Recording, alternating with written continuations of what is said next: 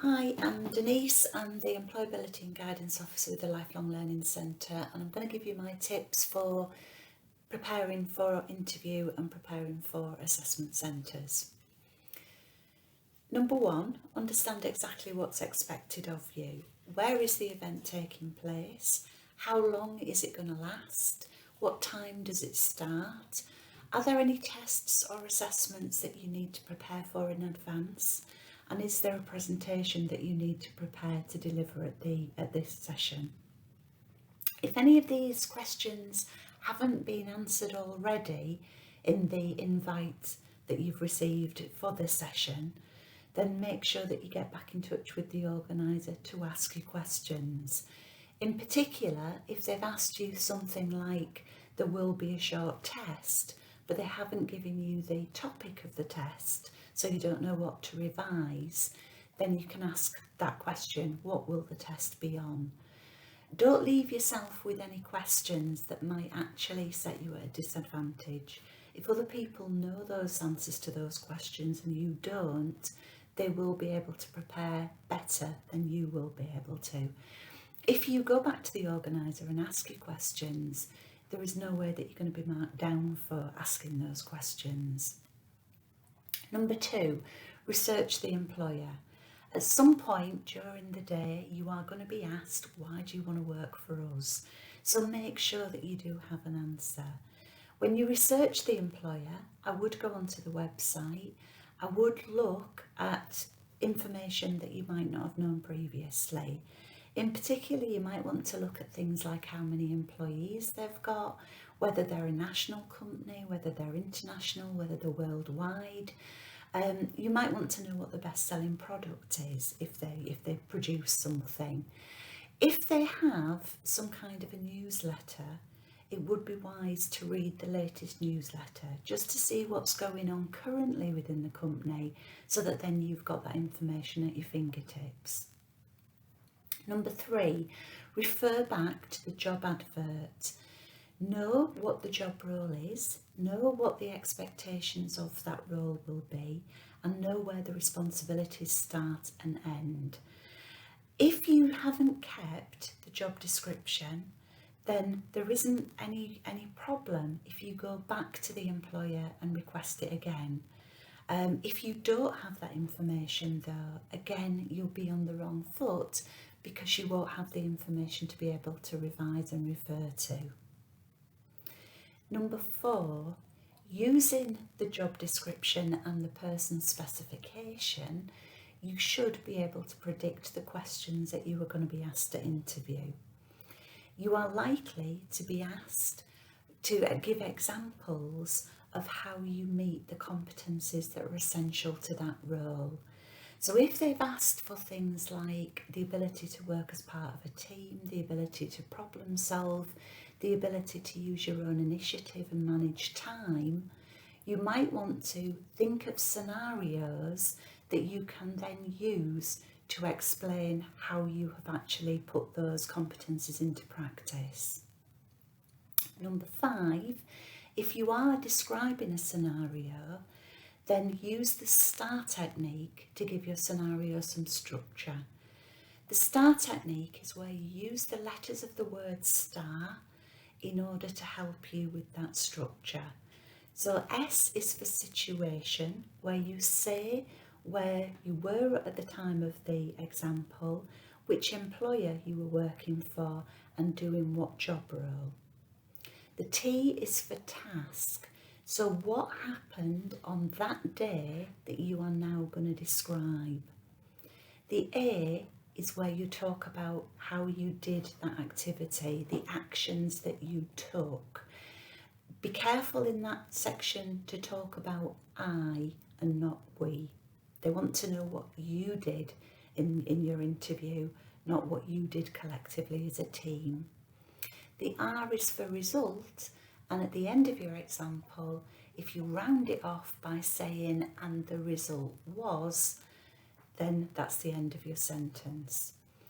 When you're giving an example and the interviewers are trying to write down what you're saying so they can refer back to it, Remember that you are always going to talk faster than they will be able to write it down.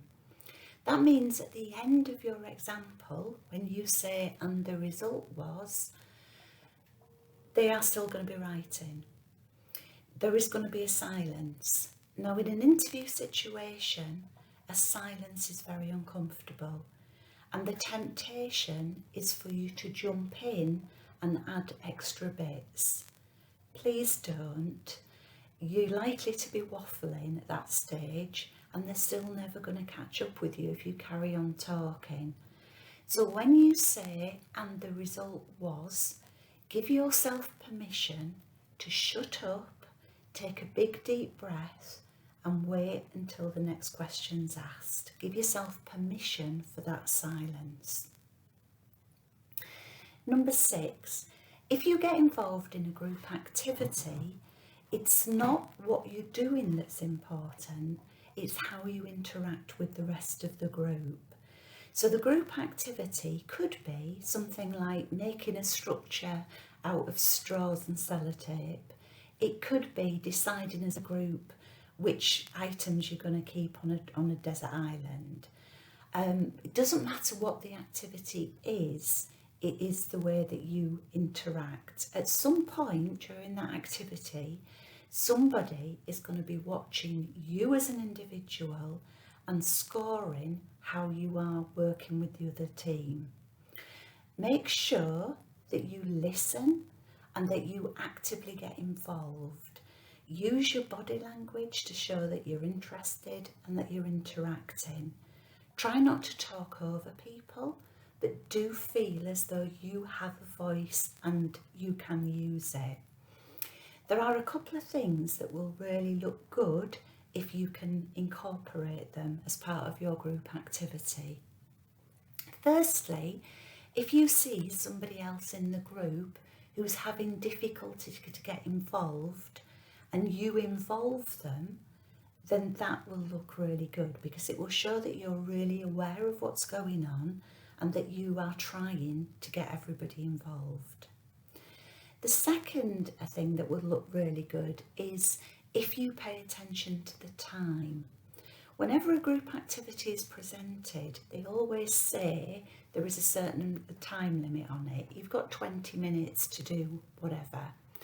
If you immediately jot down the time that you've started and then keep an eye on how many minutes you've got left for the activity and make the other members of the team aware that you've got 5 minutes left, 2 minutes left now, then that is going to look really good.